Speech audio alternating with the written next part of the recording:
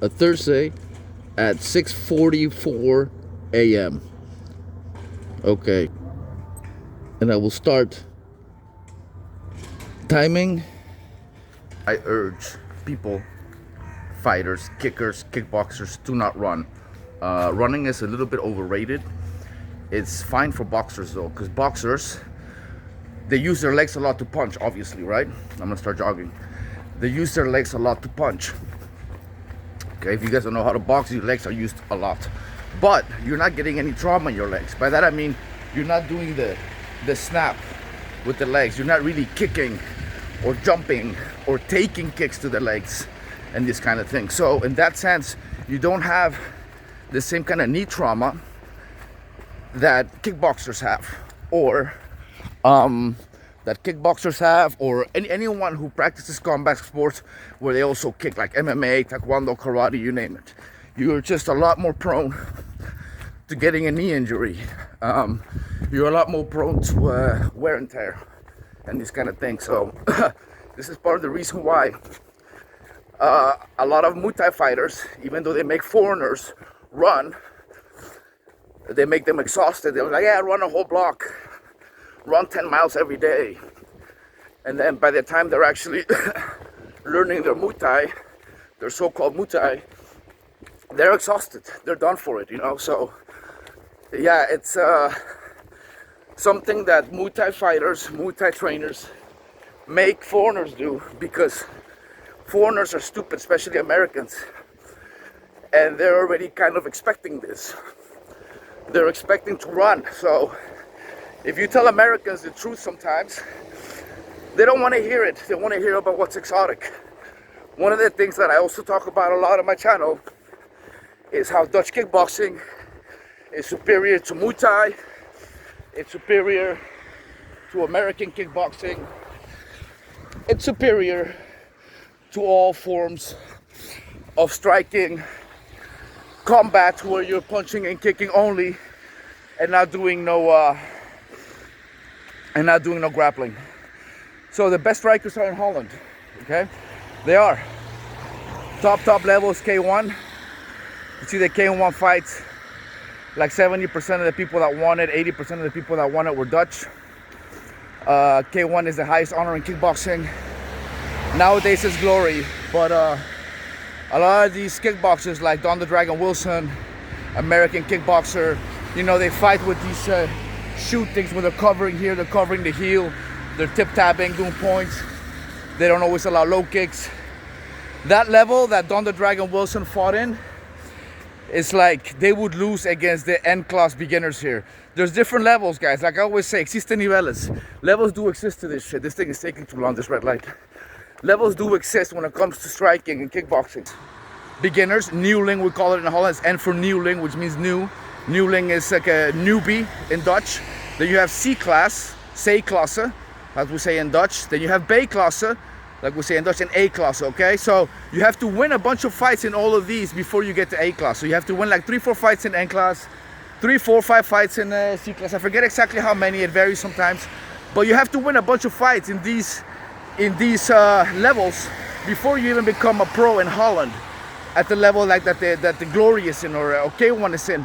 You will be at this level if you go through all these stages. This is why people like Joe Rogan always say, you know, if you want to get good at kickboxing, you got to go to Holland. But at the same time, he says that Muay Thai is better. I did a whole video on that. If you guys haven't seen it, click on the link above or wait till the end of the video. So why am I bringing up these people? It's because so you guys can understand best, okay? I'm gonna bring up 3 different kinds of famous people, okay, from all 3 different styles of kickboxing that are famous. So 3 famous people. So here we go. These are the levels. Number 1 at the very top of type of levels, okay? Number 1 will be like Peter Aerts and like Rico Verhoeven, those guys. Peter Aerts from the old school, Rico Verhoeven from the new school. Those are the top level kickboxers that all the other kickboxers don't even get close. Like we say in Holland, ze komen niet eens in de buurt. They don't even get close to the neighborhood. So that's number 1. Okay, it's Dutch kickboxing, Peter Aerts, old school, Rico Verhoeven, new school. Now, number 2 would be Muay Thai. Guys like Saenchai, guys like Bukaw, the guys that you guys always bring up, because Americans are stupid and they think that whatever's exotic or Asian somehow is better. It's not. Okay, now next is American style kickboxing, like Don the Dragon Wilson's bitch ass. Don the Dragon is all the way at the bottom, okay, of the kickboxing hierarchy as far as world champions that are famous from different organizations. The organizations that Don the Dragon was famous for fighting in is like an equivalence of like fights from FC championships or Bellator or something like this. It's not the UFC. See, the equivalence of the UFC for kickboxing is and always was K1. And Don the Dragon was just never good enough to fight in a K1 tournament. He would do very badly there. He would get fucked up. So these are the levels, okay? Now, why am I doing a running video? Why am I running if I preach to not run? It's because it's very likely that I'll be hired for a local law enforcement job. And in this job, you arrest people. So it's you have to run after people. It's one of the, actually it's the most dangerous local law enforcement that you can do in Holland. So you guys know me, I always like to go for the most extreme stuff. And I applied. It's a 6 months academy. It's still not for sure yet, but I'm already preparing because I do have the hookup inside the organization, and it looks like I'm getting in. I'm already past the first step, so there's several steps I still have to do. Part of the things that they make you do is a psychological test. They look at your motivation, of course, your work history, your experience. But one of the things they do, guys, in this job is they measure how hard you can punch and kick or how fast. They look at your ability to actually fight, which is very important in this job because they get into a lot of shit in this job. So because I might have to be running after people, this is the reason why I'm running now. And I'm not running to like run marathons or long distances. If I have to chase people in this job, more than likely it'll be short distances, not all that long. You know, at times maybe they have a head start, so you have to sort of run longer. But for the most part, a lot of the foot chases with this job are going to be short distance, so you have to be fast. So in that sense, I'm training running again in order to like run fast. I always told you guys, you know, running is not good for your knees if you're kicking. I hardly ever run. I almost never run. If I get my cardio done, I'll get it done by hitting the bag, doing a kickboxing aerobics type lesson with music, hitting the bags. Just hitting the bags, doing my shadow kickboxing and all that shit. And then also, of course, sparring. Just sparring all the time. Fight, spar. That's how you'll get your best cardio for fighting without getting tired in fighting, of course.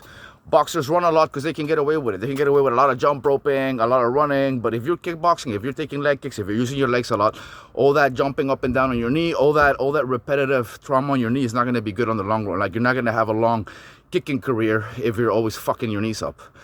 Well, you guys think I'm able to do it this long? Up until the age that I'm at now. I've been doing this for a long time. Like, I've been doing this 30 years plus, guys. So I've been doing this for a while, and my knees are intact. There's a reason for this. It's because I always rest when I have to. I don't take steroids. I don't overdo it with my body. I know when to rest. Rest is so important, and so is nutrition. And I really have these things on point. Rest, nutrition, stretching. But now that I'm going to get this job where I might have to chase people on foot, this is the reason why now I'm running, because I may have to actually do this. And if I'm good at fighting and I don't run, by the time I have to run after someone, I'm going to feel it. I'm going to be slower than I think I'm going to be. So I'm very well aware that right now my running is not on point because I haven't done it. All I got to do is run again. I used to do it before all the time back in the days. So yeah, and I'm going to tell you guys a little story. I was once off duty. I wasn't working. I was in Steenwijk, my town where my family is from and my girlfriend's family is from. And we were sitting eating outside. It was in the summertime, and I was wearing some nice shoes, like Van Bommel shoes. They're a Dutch brand of like dress shoes, but they're like hard wood shoes in a way, you know. So they're not the most comfortable, but they're very high quality. Anyhow, some guy stole something from the store, and he's running. And the lady from the store looks at me and tells me, "Hey, can you help me? That guy just stole something."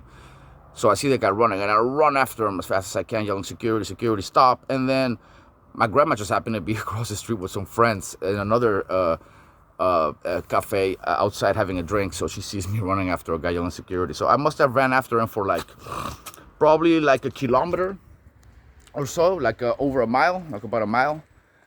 And yeah, I chased him. He was going fast. The lady from the store is actually a marathon runner, but I left her far behind. She was also running, and I was exhausted, guys. This is what I'm getting at. I wasn't running back then either. I was doing a lot of sparring. I was really in good shape as far as sparring and kicking and punching and kicking. But when it comes to running like that at high speeds for a long time, I just came up short. You know, I was out of breath. At some point, I'm still running. I'm not giving up, right? Some kids from the neighborhood rolled up. One gave me their bicycle. So I take the bicycle so you can catch up. So I go on the bicycle, and I'm going. This guy's headed to the train station.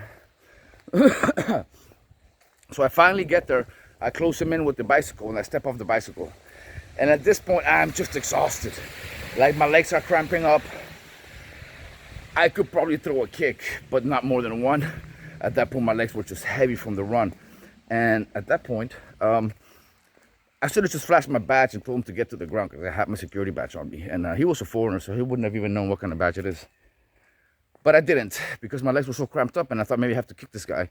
I did the splits real quick. Like, real quick, I went into the splits. And then as I'm in the splits, I see him breathing up and down, like taking a few preparation breaths. At first, I was thinking, what the hell is this guy doing? But next thing you know, after he saw me do the splits, I guess I scared him so much that he went back into flight mode, you know, fight or flight. He had given up at first, but then it's like, fuck, I gotta flee again. So he starts running. And he goes over the fence for the train station. So the train station has like a fence before the railroad. So he jumps over that. And I should have just ran over that. I should have just went over that myself. But because he had a head start again, I actually picked up the bike and threw it over, jumped over the fence, got the bike, went on the part where the customers sit and wait for the train, so off the railroad. And then I had to throw the bike over the other fence on the other side, which he had also gone over. So I have the bicycle now, right? And I'm thinking I could probably catch up to him now. And then the parking lot was just big and full of cars, and he just disappeared somewhere on some car. I didn't even know where to start looking.